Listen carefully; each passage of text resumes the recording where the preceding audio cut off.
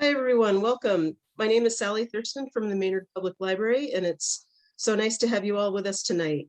Tina McAndrew from the Randall Library in Stowe is also with us. Tina, you want to get us started? Sure. As Sally said, I'm from the Randall Library in Stowe, and I'm thrilled that Sally reached out again this week to partner with a program tonight. I want to thank the Randall Library Friends for supporting our programming as always. Without their support, we have very limited programming, so we're thrilled that they help us out all the time. So again, thank you to Sally, and we're really looking forward to this talk by Ted tonight. And likewise, I would like to thank our wonderful friends of the Maynard Public Library. They support so very much of what we do, and we couldn't do it without them. It's our pleasure tonight to welcome Ted Reinstein to speak. We can't have spring training games yet, maybe someday, but we can learn about the stories that led up to one of the seminal moments of Major League Baseball history. A few technical issues. We are recording tonight. And in terms of asking questions, if you're comfortable using the chat, feel free to type your questions into the chat as we go along. In the Q&A session, we will invite people to unmute themselves if they're more comfortable doing that. We do have the transcription enabled, so if you'd like to have captions, you can use that function in Zoom. Okay. All right, let's get started. Thank you. Thank you very much, Sally. Thank you, Sarah. Thank you to both the Maynard and the Stowe and the Randall Library in Stowe, and to their friends at both libraries. I always say the public libraries, I count myself as a huge, passionate lover and ally of public libraries, and they can never have enough good friends, but never more so than these days over the last 2 years, for sure. So we're inching our way back toward in-person programming. So who knows, maybe next time we'll be able to do this in person. But thank you all for joining us tonight. I'm going to talk to you about my newest book tonight, Before Brooklyn, which is all about the people who came before a lifelong hero of mine, who's Jackie Robinson.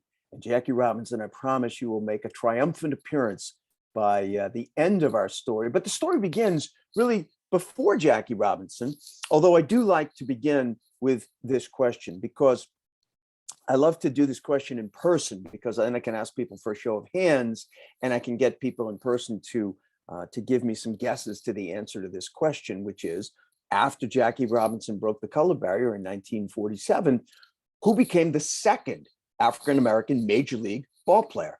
And I get all kinds of great answers, good guesses, but none of them right. Not yet, anyway. I've never had the right answer, because it's a bit of a trick question. Because the answer to the question, who was the second African-American major league ball player after Jackie Robinson broke the color barrier in 1947, is Jackie Robinson. Because Jackie Robinson, contrary to, I think, what is the vastly popular public conception of what he did, Jackie Robinson did not integrate Major League Baseball. He reintegrated Major League Baseball. Moses Fleetwood Walker, more than 60 years earlier, integrated Major League Baseball, right? So already we've probably just learned something, right? The fact that Jackie Robinson was not the first Black Major League ball player. And what makes that so important is that for those who tried to break the color barrier for those 60 plus years between Moses Fleetwood Walker and Jackie Robinson, when the color barrier existed, their whole argument was, we're not trying to do something new. We're not trying to do something different for baseball. We're trying to do something that had already been done, because indeed, when baseball was in its infancy, baseball was an outlier, believe it or not. So here's the next thing you may not have known, that when baseball begins in the 1870s, well, it begins slightly before the 1870s, it begins really in earnest in the decade or two right after the Civil War. Major League Baseball is formed in the 1870s, And baseball grows and mushrooms all over the country. This is the era when the term national pastime is first coined. And mind you, it is about describing something that had never existed before. There had never been a major league sport. Major League Hockey doesn't exist. Major League Football doesn't exist. Basketball hasn't even been invented really by that point yet, just beginning. So Major League Baseball as a countrywide, nationally shared sport is something entirely unnew, unprecedented. And it really sums up a feeling that this new national pastime was something that could perhaps help bind the wounds of the nation. Don't forget, the first 2 decades when baseball is formed are the 2 decades after the Civil War. The country has literally torn itself in two for the previous 5 years. So this national pastime, which is now being shared by all sections of the country, ironically, Major League Baseball grows fastest in the South, right? In the area where Reconstruction, the landscape is literally being reconstructed after being destroyed in the Civil War. So the national pastime is seen as something that is both fascinating, unprecedented, but also a bit of a balm, right? A bit of a salve for a country that is trying to bind up its wounds, right? And it's integrated. So not only is it something that is now being shared by all of America, it is something that actually looks a bit like all of America, which is to say, it wasn't all white. Now, it was all male, for that matter, Major League Baseball still is, but it was integrated, which made baseball something really of an outlier. It really was, because almost nothing else in American society was. And Major League Baseball was. People like Bud Fowler, perhaps the single most impassioned African-American ball player of the early era. His story is fascinating, it's exciting, it's inspiring, and then it's heartbreaking altogether. But so is the experience of all of these early Black ball players, like Frank Grant, first African-American ball player from Massachusetts, the first professional Black ball player from Massachusetts, from the Berkshires, and most famous of all, the Walker brothers. Moses Fleetwood sitting in that far left seat in the middle row, and his younger brother, Weldy, standing in the center in the back. They were teammates briefly at the Oberlin, Ohio College baseball team in 1881. Moses Fleetwood Walker is the most important early Black ball player, not only because he's the first Black to play Major League Baseball. He literally is he's first of all, he's the first standout, bona fide star Black ball player. And he transforms an entire position of the sport, catcher. So prior to Moses Fleetwood Walker, the catcher, this is also the period of time when the term backstop is coined. What does it mean? You know, today we talk of a backstop on a ball field. Generally, we're talking about a physical structure, right? The backstop that forms that V behind home plate. Not always the case. Early days of baseball was often played in cow pastures and open fields, right? And there was no backstop as we think of it, but the catcher was called the backstop because that was their job. Catcher prior to Moses Fleetwood Walker was the least skilled player, the least talented player on your team. That's where you would stick the absolute worst guy on the team to be the backstop. And I'm sure more than one of them was told in no uncertain terms by their teammates, listen, you have one job. Just don't let the ball fall away off the field and delay the game. That's your only job. Just stop it, right? Moses Fleetwood Walker changed all that. He was what we would call today a five-tool player. He had talent in every facet of the game. He was fast. He was a good defense, good offense. He could hit with power, and he could throw. First catcher to ever throw someone out trying to steal a base. First catcher to wear a face mask. First catcher to wear shin guards. First catcher to wear a chest protector, and first catcher to call the pitches out to the pitcher, what pitch that he wants thrown. So he was so good that he was signed in 1884 by a Major League Baseball team. No longer today at Toledo, Ohio, but Toledo, Ohio at that time, the Blue Stockings were a Major League Baseball team. And in 1884, Moses Fleetwood Walker was signed by the Blue Stockings and started the season as their starting catcher in 1884. This was a landmark event. This was an event that many Americans saw as a deeply, deeply reassuring moment in American history. Why? Look at the date, 1884. Just about exactly 20 years from the end of the Civil War, from emancipation, from the assassination of Abraham Lincoln, right? 20 years later, this national pastime that is helping rebind the nation's wound presents its first Black player whose parents had been born as slaves. So this was seen as something that really, really was a promising moment for a nation that was trying to come back together. Sadly, it was not seen as a promising moment by everybody. And unfortunately, one of those who saw it as anything but a promising moment was actually someone with a very, very large influence on the young sport of Major League Baseball, Cap Anson.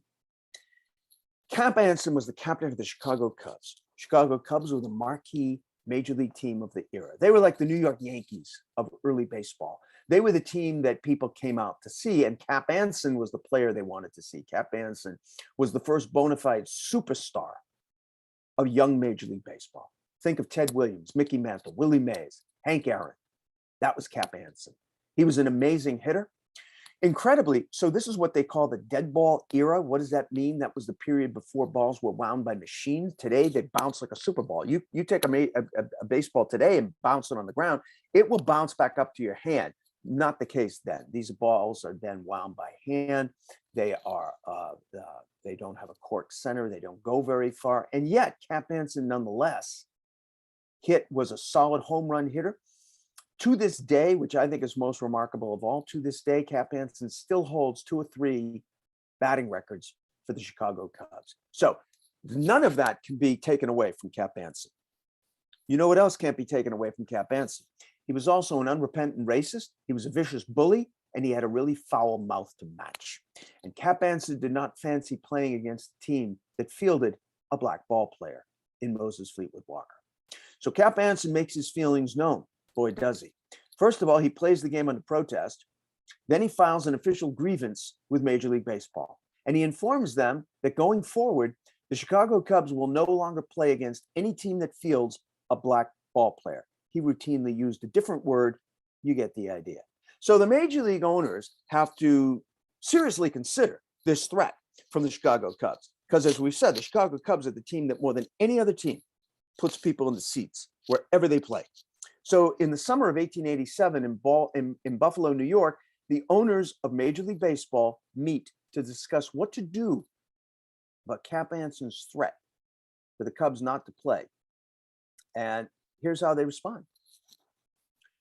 They agree that going forward, he won't have to worry about it because African Americans will no longer be signed to major or minor league contracts. It became known as the Gentleman's Agreement. Gentleman's Agreement because while it may have been very gentlemanly among these guys who were nodding and winking and shaking hands in a dark, closed up room, there was never anything transparent about it and never will be. There are no notes from the meeting, no transcript, no recorded vote. And following this landmark vote, no one ever came out to answer any questions or ever did answer any questions about the agreement. Nonetheless, it was a reality. The color barrier was now a reality. Blacks were barred from playing Major League Baseball. No more Black ball players would be signed to major or minor league contracts. Those that were already under existing contracts, like Moses Fleetwood Walker, would be allowed to play out their contracts, but that was it. The color barrier was now a reality. You know, I mentioned that for a player like Bud Fowler, who was probably one of the most impassioned of the early Black ball players, his story is exciting and inspiring and extraordinary, because this was a young man who seemed to live to play baseball. Literally. He literally played baseball almost year round. He would circumnavigate the hemisphere, right? So he could play baseball in the middle of the winter in the southern hemisphere and then come back up north for the fall and the summer. And now he was no longer able to do the single thing that seemed to give his life meaning, purpose. He was no longer able to play baseball. And a couple of times starting here, I'm going to read from my book and go back to the talk, and I think you'll follow along, no problem. He died of a blood disorder in Frankfort, New York in 1913. He was only 55. His unmarked grave told not a word of a truly extraordinary life. For years since the color barrier began to spread in 1887, Fowler had relentlessly fought for a place in organized baseball. Along with the other early Black professional players, he continued to try and play in the shadow of the descending barrier as teams shed Black ball players and refused to sign more.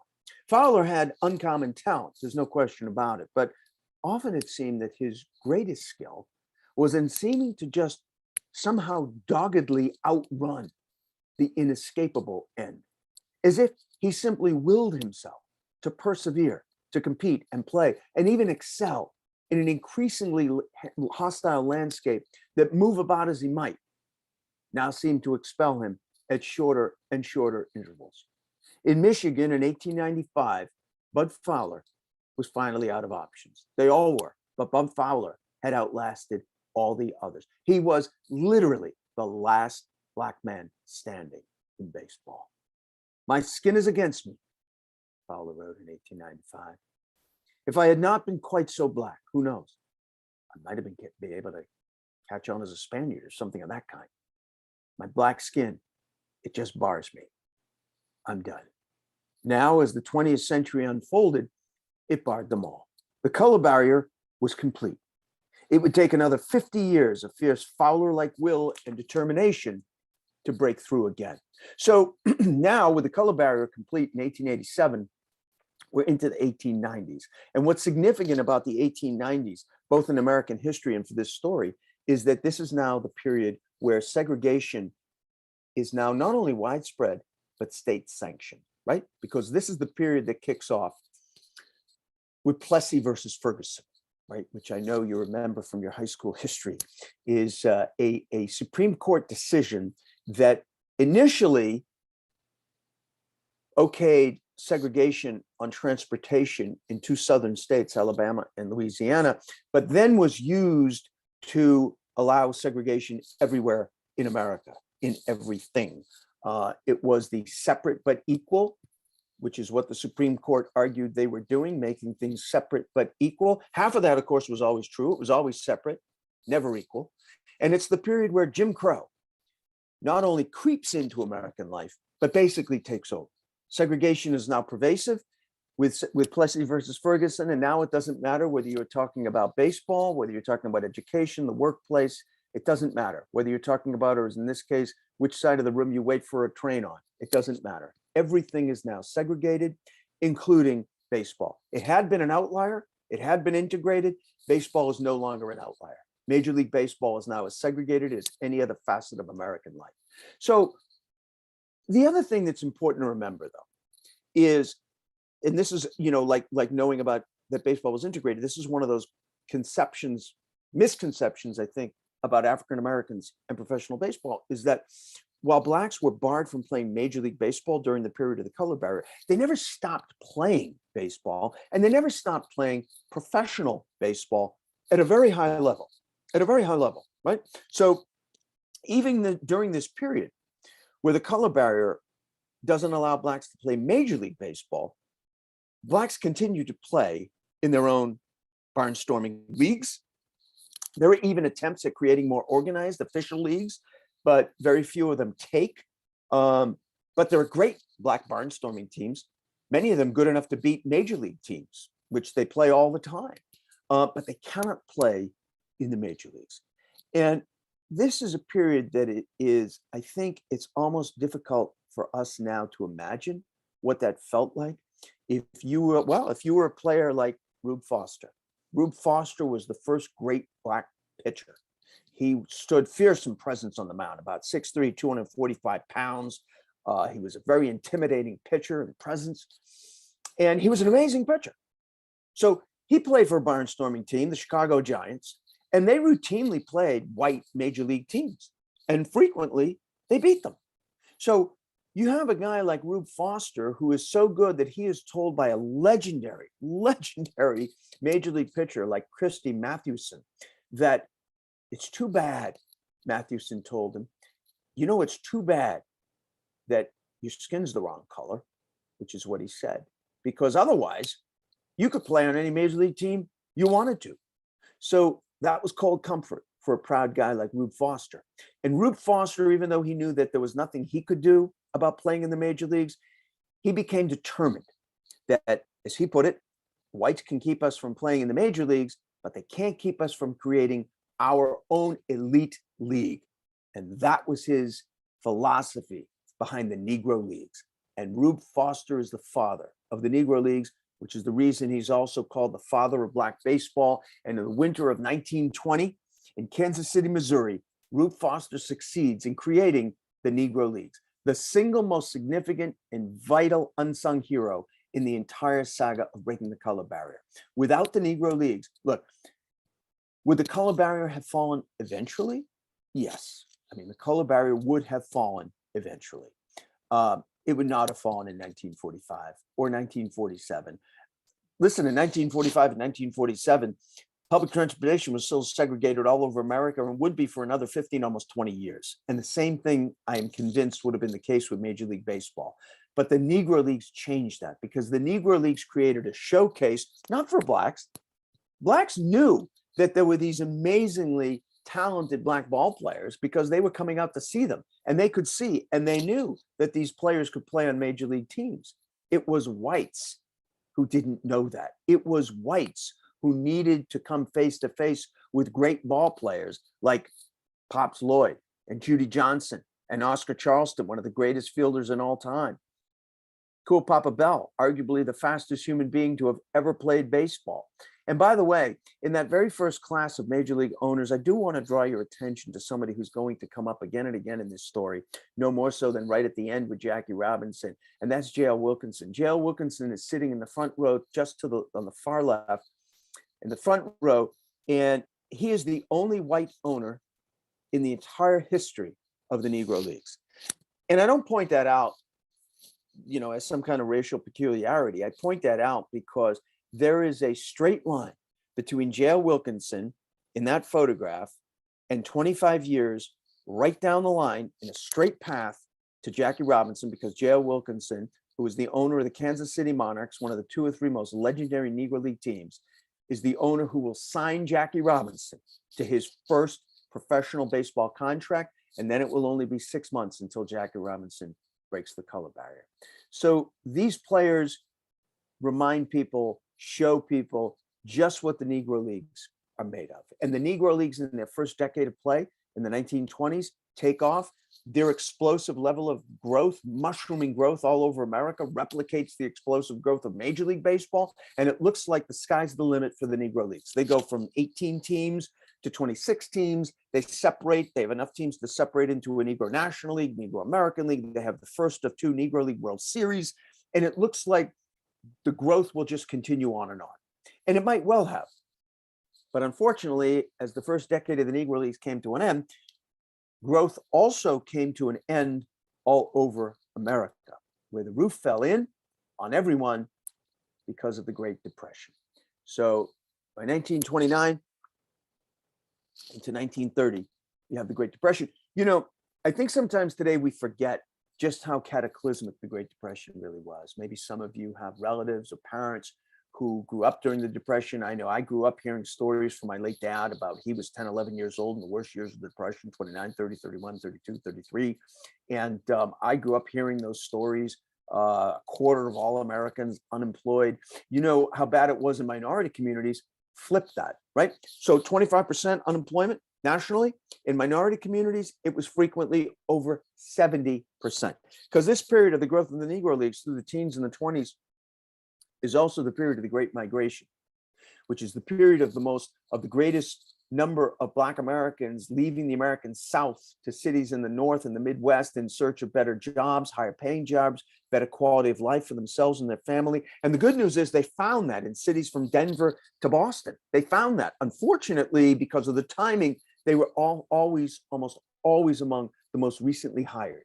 So what happens when you lay people off? Last hired, first fired. And in minority communities like Atlanta, Pittsburgh, Philadelphia, minority unemployment was over 70%. In those first early years of the Depression, over 30,000 businesses going under every year, including the Negro Leagues, up in smoke. Listen, if you're trying to cobble together a few bucks to be able to cover your mortgage or your rent, to put some food in front of your kids, you're not buying baseball tickets. So the Negro Leagues, which depended entirely on ticket revenues and some slender lines of credit from Black-owned banks, also up in smoke. So the Negro Leagues fold. except for one team, which we'll get to. Negro Leagues fold. So you might wonder how many major league teams survived the Great Depression, because every single one of the 16 then major league teams, each one of them was a thriving American business, but not so many went out of business, because the major leagues at that time, look, today for major league teams, now not just baseball, whatever major league sport you're talking about, you can sometimes be talking about 200 million is a steal now for a major league team. So somebody's going to break the $1 billion mark soon, but at that time, major league teams did not cost that much. Nonetheless, it cost a lot of money, and all 16 major league teams.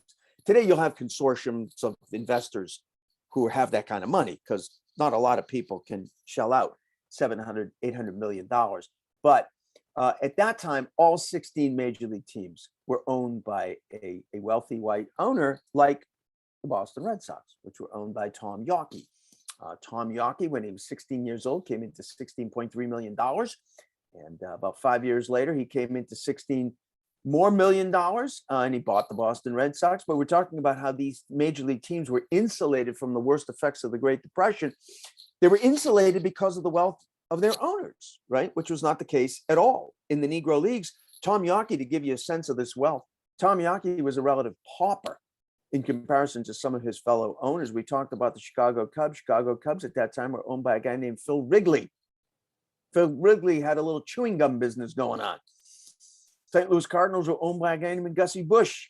Gussie Busch was brewing a little beer. So the major league teams insulated, they all managed to stay afloat. I did say there was one Negro League team that also managed to stay afloat, and that brings us back to the Kansas City Monarchs and our friend J.L. Wilkinson. So J.L. Wilkinson was an extraordinary guy. He was someone who seemed to have no racial prejudice, no bias whatsoever. It was such that it was almost disarming to many of his young black ball players, many of who had come from deeply, deeply segregated racist areas in the South, and they had never met a white like JL. And he was beloved by his players. And he told his players when the Depression hit that if you huddle together and stay with me, I will try to keep the team afloat and not lay anybody off. We'll try to keep everybody paid. He told them up front, the only way we're going to be able to do this is to play baseball literally pretty much year round. And that's what they did. Here they are barnstorming through Canada in the summer of 1933, 34. And I thought of J.L. Wilkinson this past fall, because this past fall, somebody died who reminded me of him.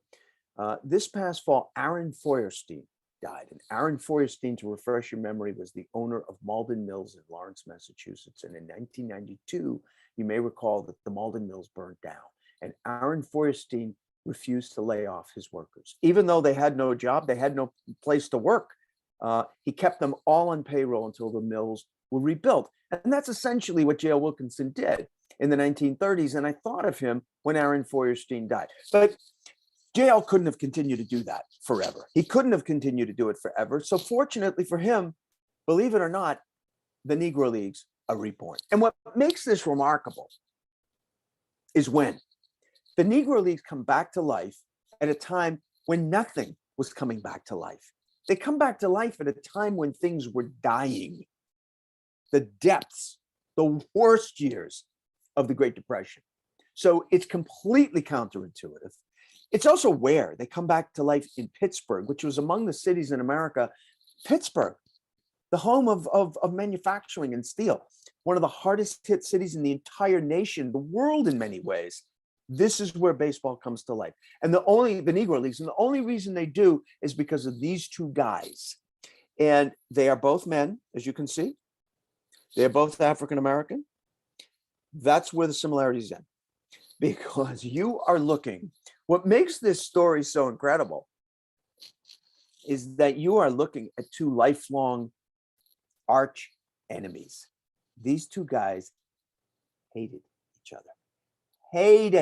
each other. And the only thing they ever worked together on, the only thing they ever cooperated on and talked together about was the importance of bringing the Negro Leagues back to life. And that became, in some ways, their legacy, which I'm sure they roll over in their graves about, because they did not like each other. And they couldn't have been more different. Come Posey Jr., grew up the son of a pioneering Black figure in Pittsburgh, a fabulously successful pioneering Black civil engineer, and became a successful businessman. I'm sure he had hoped that his young son would follow him into the family business. But Posey Jr. was a sports fanatic, basketball and baseball wins out. And in the late 1920s, he's approached about would he consider saving a legendary Black ball club in Pittsburgh, the Homestead Grays. The Homestead Grays were going to fold if somebody didn't buy them and take over. And Cumberland Posey Jr. agrees to take over the Homestead Grays. And he turns out to be a skilled baseball strategist and a great coach, great manager. He turns out to be a really inspiring motivator of young Black men. And, well, don't take my word for it. How good was Cumberland Posey as a manager and a coach? And how much did he inspire his ball players? Well, in his first season with the Homestead Grays, they only went on to have the most successful season that any baseball team anywhere on the face of Mother Earth ever had. The 1931 Homestead Grays won 143 games. Let me put that into some context for you, okay? So today, Major League Baseball plays 162 games. At that time, Major League Baseball played only 154 games. The Homestead Grays won 143 on their own against only 29 losses. They were incredible. And as I say, most baseball historians today count them fabulously more talented, deeper at every position than even the 1927 Yankees, which is often the Major League gold standard for the greatest season any baseball club has ever had. But his arch nemesis, Gus Greenlee, was determined to try to outdo him, and he almost did. Totally different story with Gus Greenlee. Gus Greenlee, Pittsburgh, goes off to fight in World War I. He's wounded in the Battle of Verdun, decorated, comes back to Pittsburgh. Depths of both the Great Depression and Prohibition, so you can't even buy a drink to drown your sorrows. Guy has to figure out some way to make a living. He cobbles some money together. He buys a rickety old car, figures, I'll be a one-man taxi cab company, and he does. Guy's approached by someone representing the Latrobe Brewing Company. Does that name sound familiar? Well, you might know it today as the brewers of Rolling Rock beer, but nobody was brewing beer in the Depression, in the Prohibition. Well, at least not legally, but these guys were. These guys were, and they needed somebody to drive their bootleg liquor to all those speakeasies around Pittsburgh. And a guy approaches Gus Greenlee one day and he says, "Pal, how would you like a job driving our bootleg hooch around the city?" And Gus Greenlee says, "Last time I checked, my friend, that was illegal, and I'm not fixing to get arrested." And the guy says, "Yeah, no, that's a point. I totally get your point." He said, "Can I ask you a question?" He said, "How much money have you made? What's the most money you've made one day driving cab?" And Gus Greenlee thought about for a moment, and he said, "I don't know, maybe the best day ever, I don't know, $9 or $10. And the guy says, "I'll tell you what, why don't you multiply that by 10 and we'll do a trial week. And if it works out the second week with us, you can multiply that by 20. And a year later, you can multiply it by 50. And Gus Greenlee stopped him and he said, "When do I start?" And he did, and he never looked back, and he never worked another honest day the rest of his life. Gus Greenlee was a crook. He was a gambler. He got into gambling, loan sharking, laundering money, running the numbers, you name it, he did it. He became fabulously wealthy. The guy was making $20,000 a month during some of the worst years of the Depression. But he was a complicated crook because he was also a beloved figure in the Hill District, the Black section of Pittsburgh. He was very much seen as a Robin Hood figure because Gus Greenlee took care of people all over the Black neighborhood of Pittsburgh. It was legendary. It was simply understood that if you got into trouble, if your kid was sick, if you had a doctor bill you couldn't pay, if you couldn't pay the rent, couldn't pay the mortgage, all you had to do was get out word to Gus's people. And the white envelope would slide under the door like magic.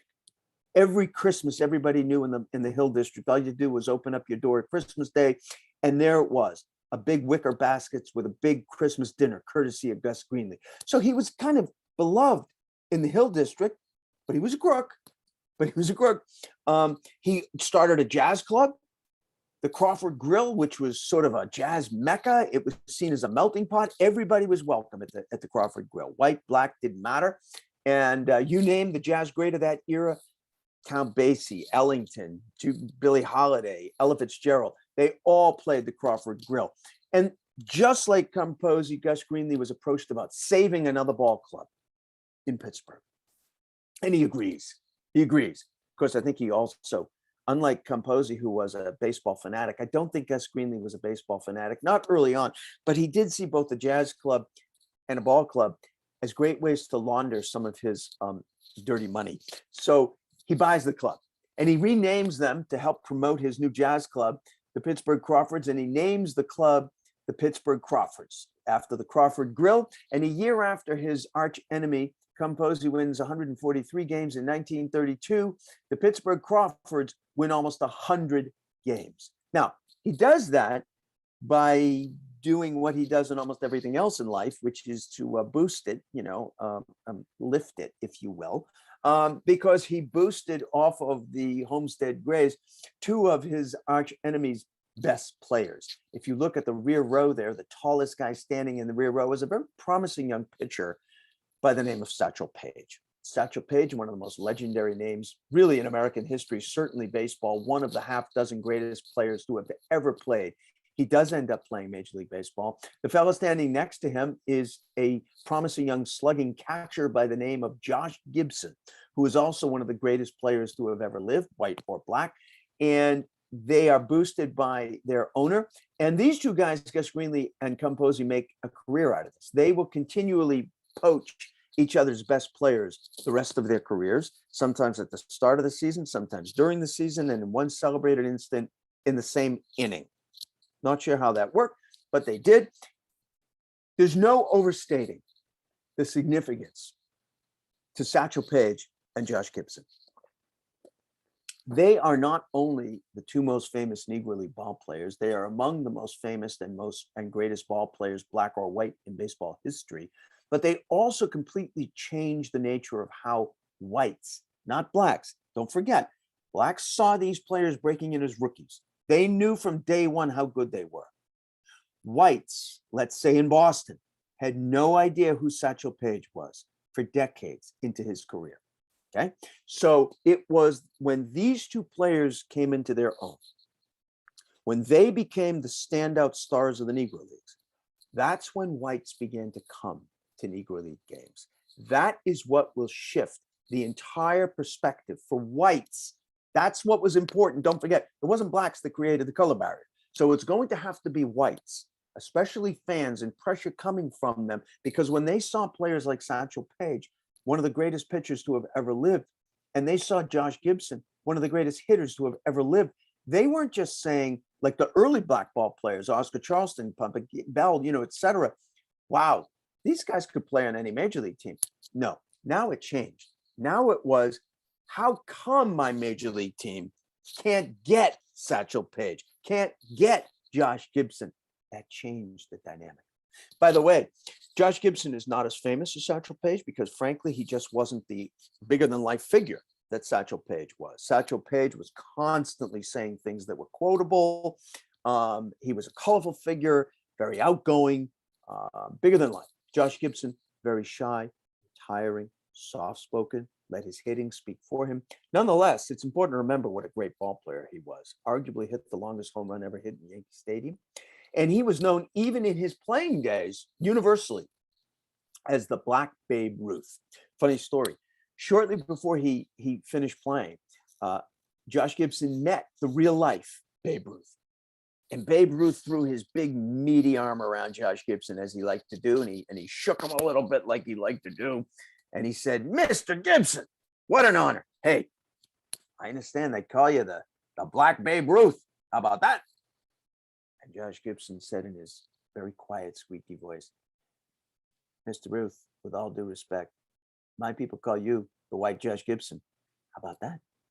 So how do we know so much about the Negro Leagues? This is an important question not just rhetorical, because I'm going to answer it, because the answer has everything to do with why the color barrier eventually fell. How do we know so much about the Negro Leagues? There are entire libraries. I guarantee you at the Randall Library in Stowe, I guarantee you at Maynard's Public Library, there are, and I know Sally and Sarah could bear this out, there are shelves full of books about baseball history and the Negro Leagues. I've read dozens of those books, okay?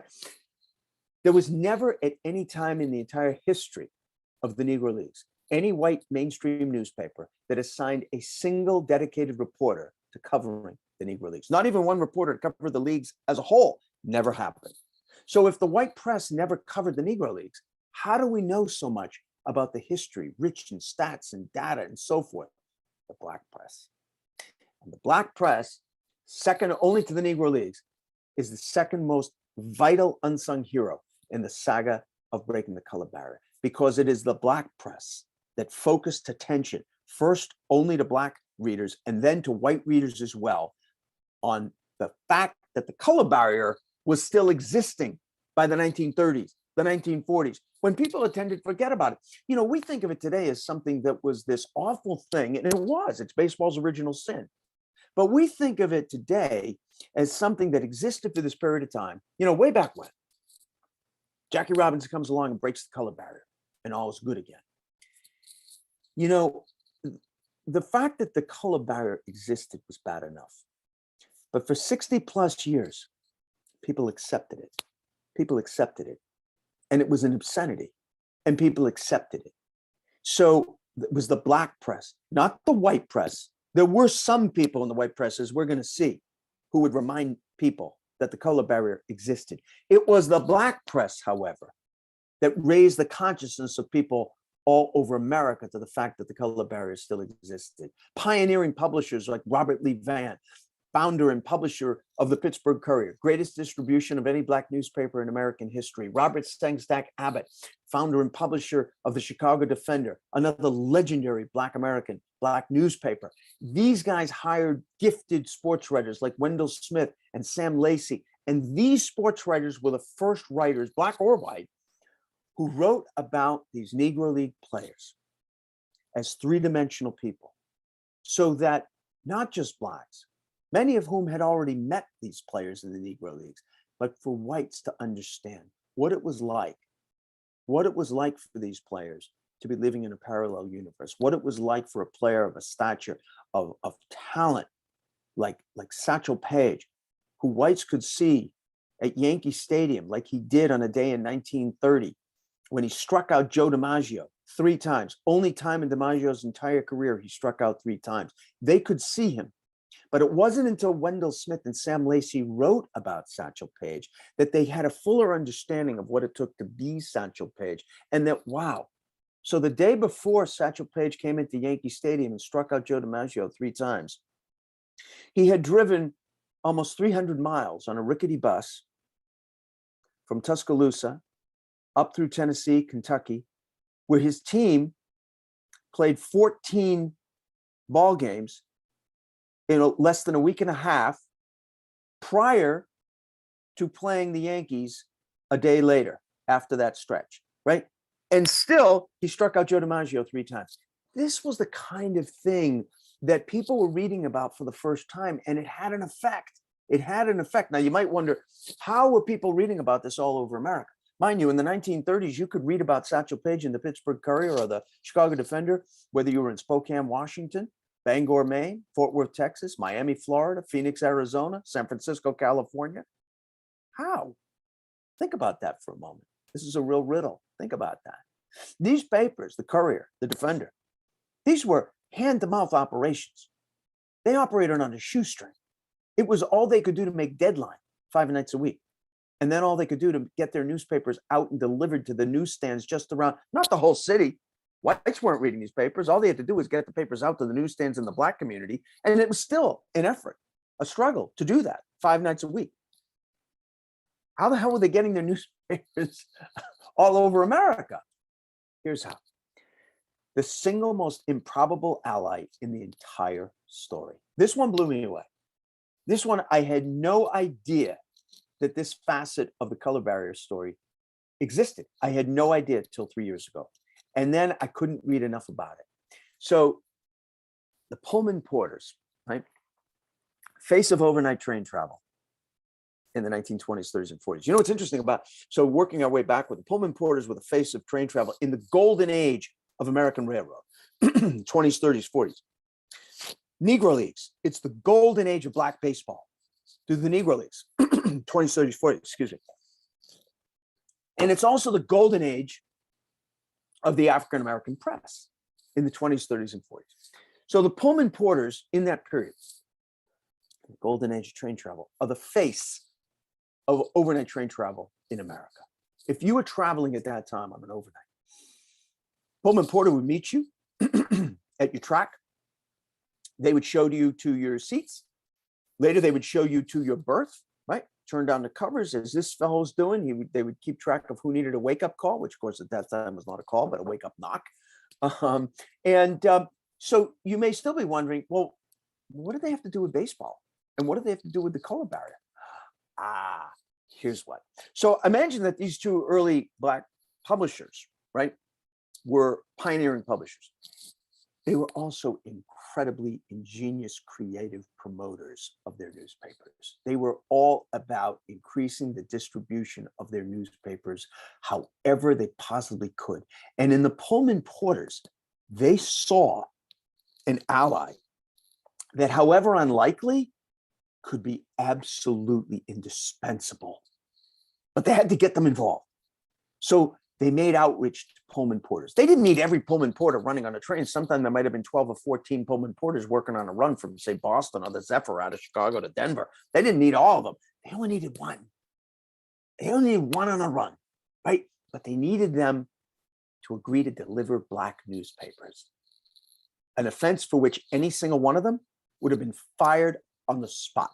But they never were, because they figured out a great way to do it. So here's how it would work. Let's say a train was going to leave Boston South Station and make a run down the Eastern Seaboard. It's going to go out of Boston. It's going to go through Penn Station, New York. It's going to go through Philly, Washington, Chattanooga, all the way down to Miami, right? Pullman Porters were also part of provisioning trains. Food, right? So let's say they had to deal with a black bakery to deliver the bread. Black bakery in Mattapan, Forest Hills, Roxbury, Dorchester, and Boston. A little truck comes up to the track. South Station. The little truck in the back of the truck has about 4 or 5 big 5-foot wicker baskets with the bread. Underneath the bread are bundles of newspapers, the black newspapers of Boston, the Boston Guardian, the Boston Recorder, the Boston Chronicle at that time. They take off, right? Penn Station, New York. They offload Boston's black newspapers. They unload the Amsterdam News out of New York. They get to Baltimore. They offload the Amsterdam News from New York. They take on the Baltimore Afro-American. And they do that all the way down the East Coast. And they're doing that on every train all around America. So that in 1939, you have the extraordinary dynamic where you could find, on some days, more easily find the Pittsburgh Courier on a newsstand in Seattle, Washington, than you could the New York Times. This is the legacy of the Pullman Porters in helping to deliver black newspapers all over America. And by doing that, they were raising the consciousness of people all over America about the scourge of the color barrier and what's going to be done about it. And don't forget about it. So now we're up to 1940. Now we're up to 1940, and we are only 5 minutes and about 10 minutes away from the end of our story. And yet, we're only 5 minutes away from the color barrier falling, I should say, and the end of our story. So what's going to happen? Because in 10 minutes and 5 years, in 1940, Major League Baseball was no closer to dropping the color barrier than it was in 1930 or 1920 or 1910 or 1900. So what's going to happen? Well, another unlikely hero who is just as improbable as the Pullman Porters, Lester Rodney in New York.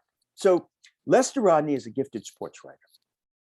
He has an unusual platform, but he is a very unlikely ally. He's white, he's Jewish, he's a communist. Hey, nobody's perfect. He's writing for the communist newspaper of the American Communist Party. He would have written for anybody, but in 1938, the Daily Worker is launched by the American Communist Party. Well, it existed before, but they launched a sports section. And Lester Rodney gets the job. And Lester Rodney loves writing about baseball, hates the color barrier.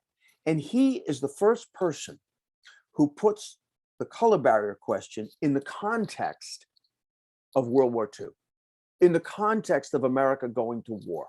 As he reminds his readers with every one of his columns, America is going to war. Blacks as well as whites are being trained to fight in World War II.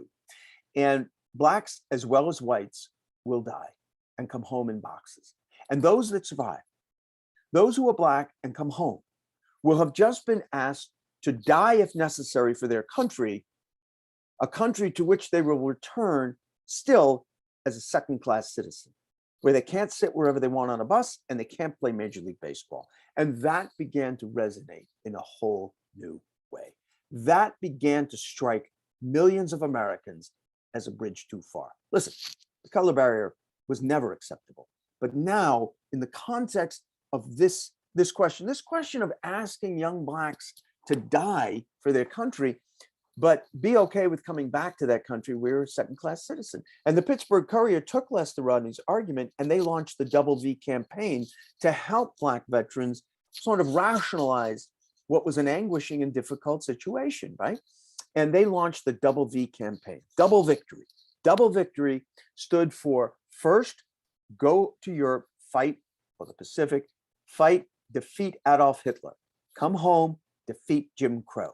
And that handkerchief, the Double V handkerchief that you see there, was given out for free by the Pittsburgh Courier. And it was worn in the sleeve and the jacket of every member of the Tuskegee Airmen, the most celebrated all-black unit in World War II. But it was another all-black unit in World War II that takes us to the end here, because the 761st Tank Battalion, although it's not nearly as famous as the Tuskegee Airmen, was much more a part of breaking the color barrier, mostly because its young lieutenant, one of its young officers in that inset picture, young lieutenant by the name of Jack Roosevelt Robinson. Jackie Robinson could not wait to ship out with the 761st and lead them into combat in Europe. And he almost made it, but not quite. Just before the 761st was set to disembark for Europe, Jackie Robinson flunked his final physical. He was a standout UCLA, All-American at UCLA, old football injury, found an injury that hadn't healed. He was not cleared for combat. He asked for special permission to go with the unit nonetheless as a special morale officer, denied. Said it was the most crushing disappointment of his life at that time. So the 761st ships out without Jackie Robinson. Jackie Robinson is crushed. Jackie Robinson is at Fort Hood in Texas, huge base, buses constantly circling the base, and he gets on one of these buses when he leaves the hospital, and he decides he's going to go get a drink at the Black Officers Club on Fort Hood. And he takes a seat on one of these buses in the front row right behind the driver.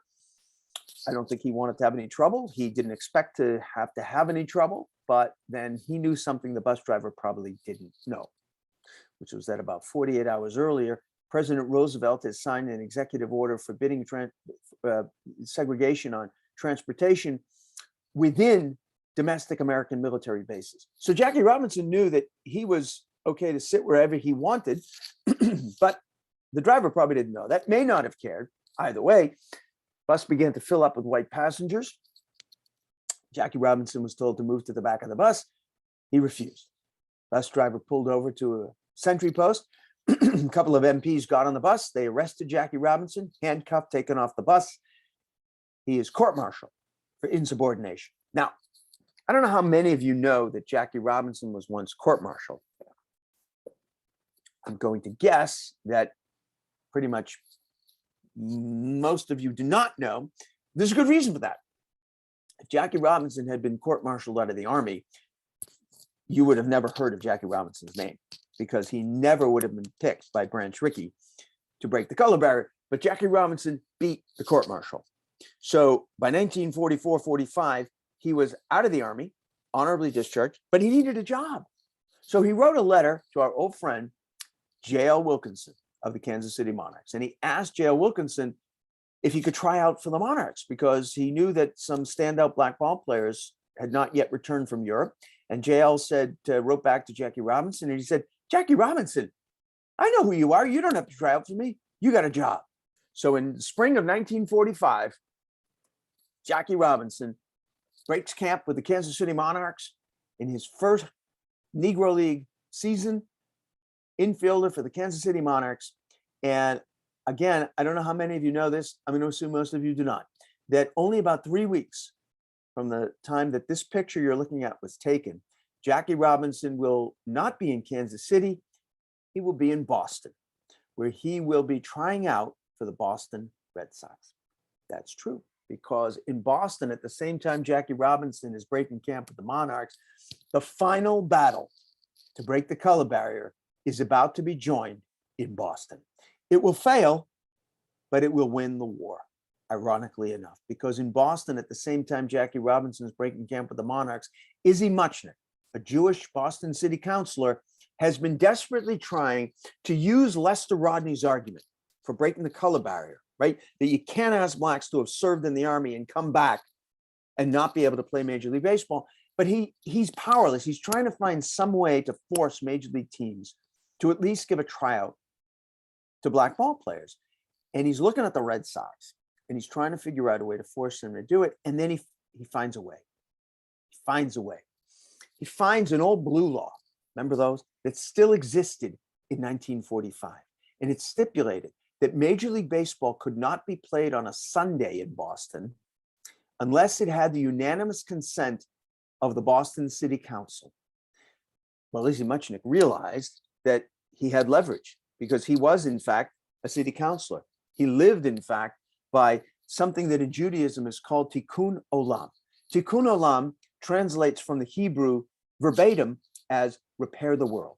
And it is something that Jews are called upon to do in all walks of life. Repair the world wherever you can. Listen, you can offer somebody a kind word who needs a kind word at a down moment in their life, and that is repairing their world at that moment. But Izzy Muchnick realized he had a way to help repair the world in a bigger way, break the color barrier. So he fired off a letter to the brain trust of the Boston Red Sox. He asked them to please consider trying out some qualified black ball players. And Eddie Collins, the tall guy in that picture there, who was then the general manager of the Boston Red Sox, wrote him a cordial letter back. And he said, "My esteemed counselor, Muchnick, much as I would love to help you, it might interest you to know that in my entire tenure with the Boston Red Sox, we have never had a single inquiry from a single black ball player seeking employment with us. I can only conclude there isn't any interest, and therefore I don't see the point of having a tryout." Well, Izzy Muchnick was a bright guy, Harvard and Harvard Law. He was also absolutely inexhaustible and determined. Played golf at Harvard, ice hockey, no mask. So he wasn't put off when he realized that he was getting a load of you-know-what. So he fired off a cablegram about 3 weeks later, just before the vote was to be taken by the city council.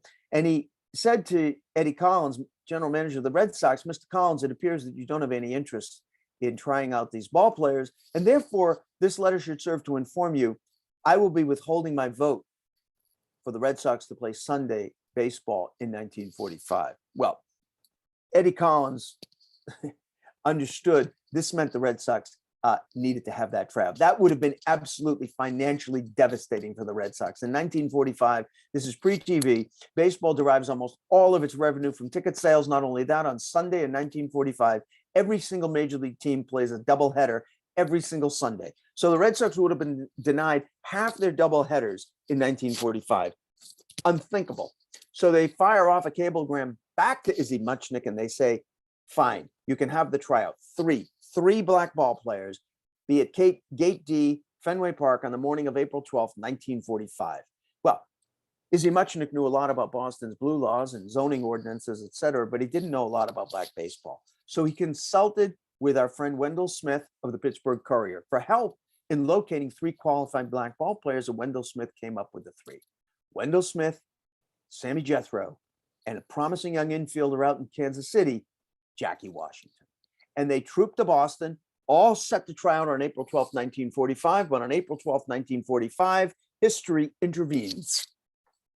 Franklin Roosevelt dies. And all of America shuts down. No tryout. Now, 24 hours later, America starts to open up again. 48 hours later, America is completely opened up and back to normal. But curiously enough, at Fenway Park, they seem to be still deep in uncontrolled grief and mourning and can't have the tryout. Well, Red Sox were trying to play out the clock, run out the clock. and avoid having that tryout. And they almost made it. All they had to do was run out the clock for 2 more days. 2 more days.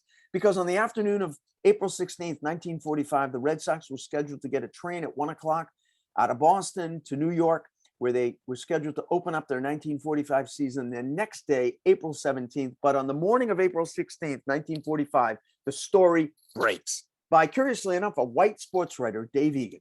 And he puts it in the form of a letter on the front page, a letter to Boston sports fans. He says, "You may not be aware of this, Boston sports fans, but at this hour, there are 3 Negro players," as he put it, "in Boston who have been marooned in a hotel room for over a week.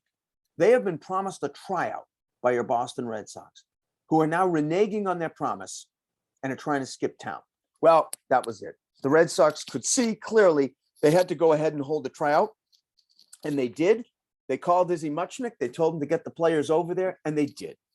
They arrived at 11 o'clock at Fenway Park on April 16th, 1945, and the 3 black ball players suited up. They took the field. They ran the bases, took some infield, took some batting practice, and about 45 minutes later, they were called off the field. The Red Sox thanked them very much. They were told they would be in touch. None of them ever heard from the Red Sox again the rest of their lives. But you know who was paying rapt attention that morning? A little bit south in Brooklyn Heights, New York?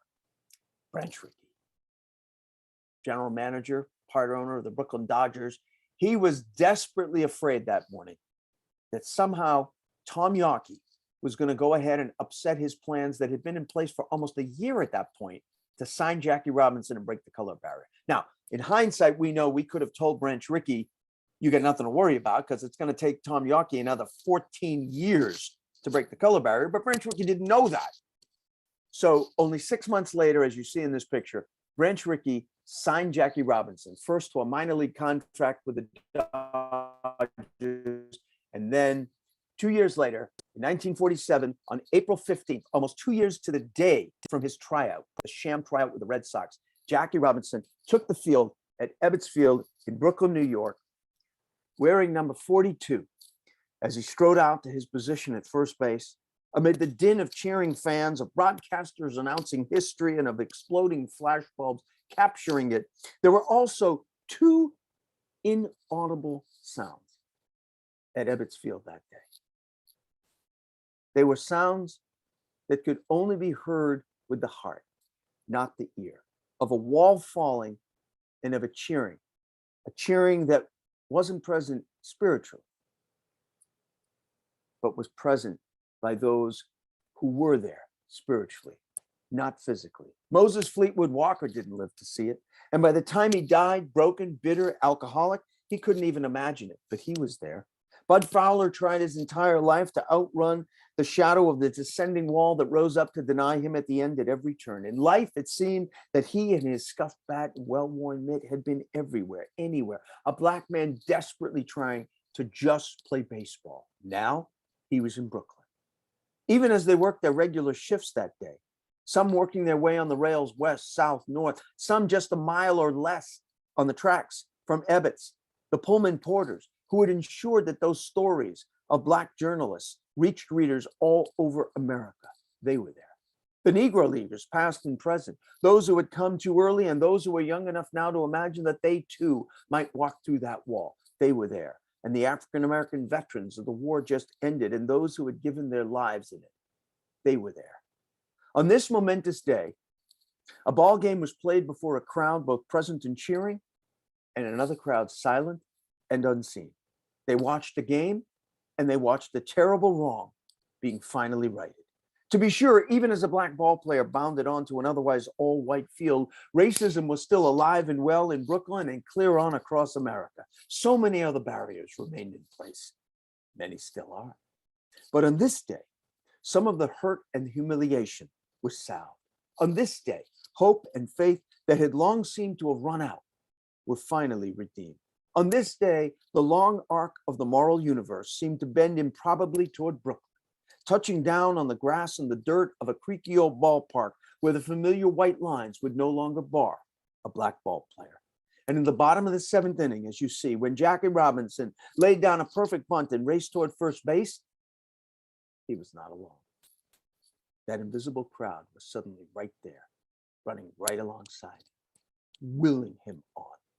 And as Robinson sprinted safely onto second base and caught his breath, they exhaled with him. After all, it had been a long, uncertain 60-year journey, and they'd helped them get there. The next Dodger batter doubled. Jackie Robinson rounded third, and he was home. Thank you all very much. Thank you. Thank you. So I'm happy to take any questions. If anybody has any questions, I'll tell you what, I'm going to leave this. I'm going to leave this slide up because if we were in person, I'd have a little table with my books. But if anybody would like to purchase any of my books, including Before Brooklyn, all you got to do is go to my website. If you would like to get a signed copy of a book, however, best to just shoot me an email. You got the email right there. Shoot me an email. I'll tell you in one email back how to get yourself a signed copy. I'll ship it for free. It'll be signed. There's no tax, none of which you'll be able to do on Amazon. Okay. And with that, I'm happy to take any questions anybody has. Thanks, Ted. There are not so many questions, but we do have some comments. Chris says there's a movie about Jackie Robinson's court-martial. 42. Yes. No, about his court-martial, the court-martial of Jackie Oh, about his Robinson. court-martial. Yeah. That's news to me. It's been around a long. When you say it's about his court-martial, I think you're thinking of the movie about Jackie Robinson. Right, right. It's not specifically about his court-martial. No, there's a movie called The Court-Martial of Jackie Robinson. That's news to me. Wow, Yeah. how about that? I think maybe it's a TV movie or something. I do have a question though. ahead. I actually have a couple questions. I could ask you questions all night. So I actually have an interest. We'll try to spread it around, but go ahead. Yeah, I know. So one question I have for you is about Latin American players and how did they like kind of fall into this category? Because I've read a lot of books on the Negro Leagues, and this is my favorite here, Beyond the Shadow of the Senators is my favorite. Anyway, but there's a lot of, and I'm not really sure I read this, but there was a lot of like players that were almost black that were in the major leagues, and have you read it? I don't know the details of it. And you, as someone whose research is, there's some argument that sort of Jackie Robinson isn't the first, modern black player. That there were other players that were, maybe they were called Latin, but they were black too. You have to separate. Okay, so there's two different things going on here. Three. First of all, you have to separate Latin players from African American players. Okay, because of the prejudice was so much different. It was like you could have dark skin, but you couldn't be African American because that's the way it worked. Yeah. So I'm separating them because they're two different ethnic groups. That's why I'm separating. Right. So Latin American players, many of whom looked white, got to play Major League Baseball. There were Latin American players who were playing Major League Baseball all during the color barrier. Those who were darker were often not allowed to play and fell into the same category of exclusion that African American players played. There was, however, a lot of resentment among African American players who were barred from playing Major League Baseball that Latin American players often did get to play. So that was a cause for some resentment. I mentioned that Bud Fowler, who was sort of that in-between range in sort of skin color, but he often had hoped that if his skin had just been a little lighter, he might have been able to get away as playing as a Latin American. There were some light-skinned African American players, by the way, who were encouraged by some baseball owners to consider trying to play and see if they could fit them in there and call them Latin American. So, it was but none of them ever made it. Is that what you're saying? No, none of them ever made it. But Jackie Robinson was, for all intents and purposes, this is the second African-American player after Moses Fleetwood Walker. There is some research now that says that a guy named Edward Everett White, who was a young freshman at Brown University in the 1870s, may have actually appeared in a game in Providence, Rhode Island, and may be today beginning to be considered possibly the first African-American to play Major League Baseball. But that's not conclusive. Some of that has to do with what's considered major leagues, right? No, the major leagues were the major leagues. Yeah. I mean, the major leagues were the major leagues. I mean, the Toledo Blue Stockings are no longer a major league team, neither were the Providence Grays, but they were then. So that's absolutely considered playing in the major leagues. If it was a major league team, it doesn't matter that the major league team no longer exists. It's considered having played in the major leagues. But yeah, no, it's a lot of interesting stuff. Yeah. A lot of interesting stuff.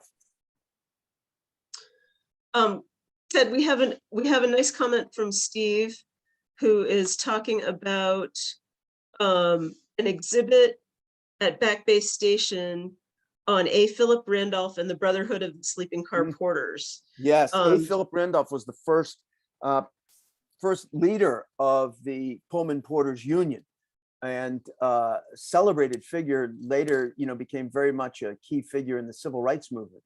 And there is a monument to Philip Randolph at the Back Bay Station. True.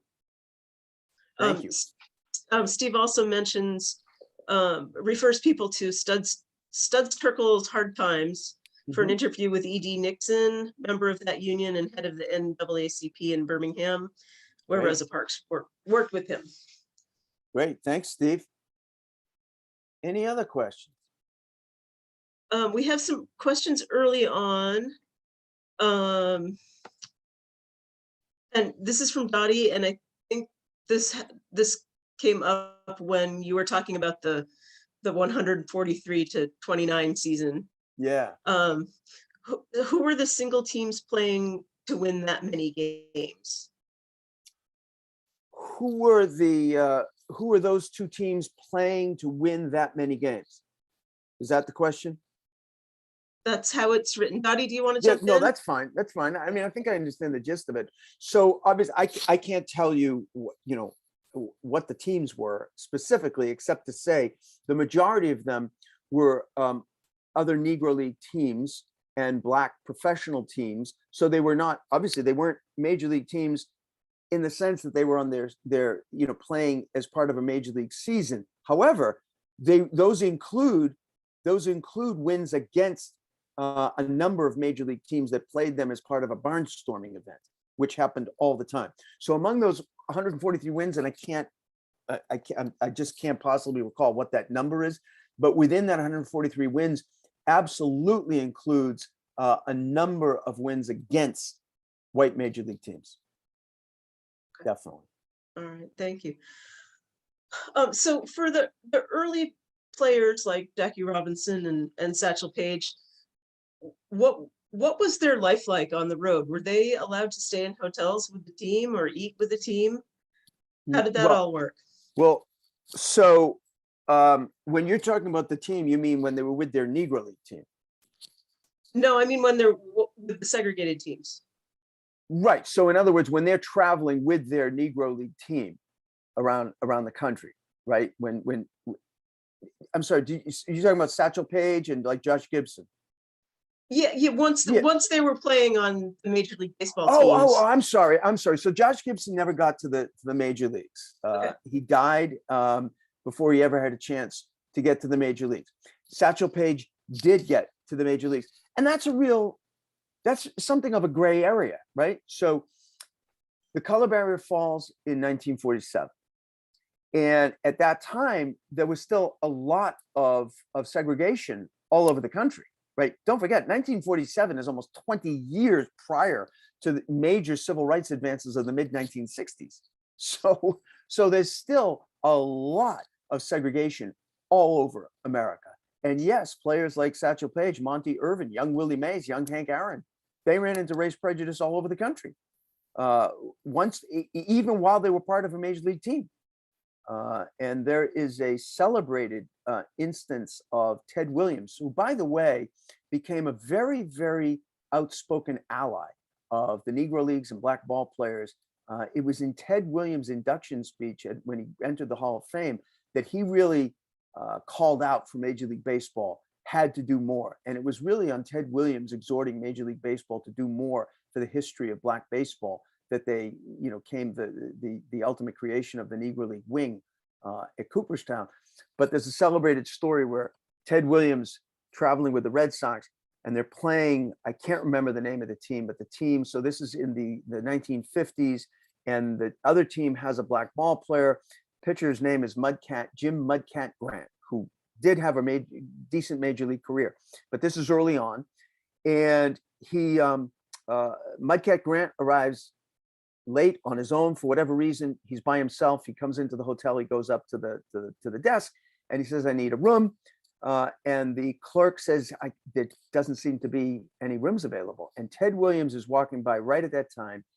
He recognizes Mudcat Grant and he says to the clerk, "I want to talk to your manager." And the manager comes out and Ted Williams tells the manager that if you don't have a room for this guy, he's taking my room and I'll sleep on the damn cot you're going to give him somewhere in the closet, right? And the manager was very flustered, suddenly magically found a room available for Mudcat Grant. But yeah, no, in answer to your question, sorry, I went on there, but in answer to your question, yeah, for a decade and a half more, those early, former Negro League players who are now playing in the major leagues found segregation all over. Now, it was getting better. It was possible for Satchel Paige, for instance, to go out and eat with, at restaurants in Cleveland. It depended where you were, right? So when Satchel Paige was in New York, when he was in Baltimore, when he was in, Chicago, Cleveland, he generally didn't have any trouble staying where he wanted, eating where he wanted. Unfortunately, it was when they were in the South. It was when they were in even, Cincinnati, never mind further south, that there were problems. That's a great question. Is there anyone who would like to unmute and ask a question? I'll ask a question, Sally. Go ahead, Mark. Wasn't it Satchel Paige who said, "I'm so fast, I could turn off the switch and be in bed before the light went out"? That's cool, Papa Bell. I was just, Oh, that wasn't. I was just going to say, that's one of my favorite quotes of Satchel Paige, but he wasn't talking about himself. He was talking about his longtime roommate and teammate, Cool Papa Bell. Exactly right. Whoever said that. That's right. my name, so that's why I said how fast was Cool Papa Bell? And he said, Cool Papa Bell was so fast that once I told him to turn out the lights and he flicked the switch and he was under the covers before the room was dark. So that was, but that's a great quote. I'm glad you brought that up. It was when he played in the major leagues, wasn't he over 50 years old? Well, yes and no. So as with everything else about Satchel Paige, it's complicated. He was in his 40s when he played initially in the major leagues, which is the major league experience we're talking about, when he was signed by first by the Cleveland, the St. Louis Browns, Bill Veeck, and then Veeck signed him again with the Cleveland Indians in 1954 and went to the World Series with Satchel Paige. What you're thinking about, I think, is that he was later signed by the Kansas City Athletics. Then it was a bit of a stunt because he was brought out of retirement so that he could play the requisite. I think he had just number of innings left were in one game. So he was signed by Charles Finley, the owner of the Kansas City Athletics, to play one single game when he was almost 60. And he played that one game so that he could get his innings in and qualify for a major league pension. So yeah, that was extraordinary. And he does hold that record still for the oldest major leaguer in major league history. Anyone else? Well, I think maybe we should wrap it up. Yeah. I want to, on behalf of the Maynard Library and the because Randall pretty soon we're Library. going to be in extra innings. Exactly. Thank you so much. Yeah, very good, Ted. Thank you. Yes, Appreciate thank it you a all lot. very much, folks. Thank you all for coming out. I really appreciate it, and thank you to the friends. Thank you both the Maynard and the Randall Library in Stowe. I hope the next time we do this, we're able to do it in person. That would be fantastic. Thank you. Thank and you. good night, Ted. Thanks, everybody. Good Good night, night. everyone. Thank you. Bye-bye. Bye. Bye.